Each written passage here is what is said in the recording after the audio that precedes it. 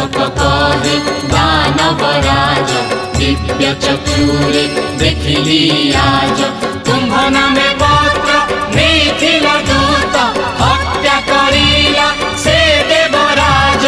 असुर बोलाई देवर्षि शुण नेछि जिए मो दूतर प्राण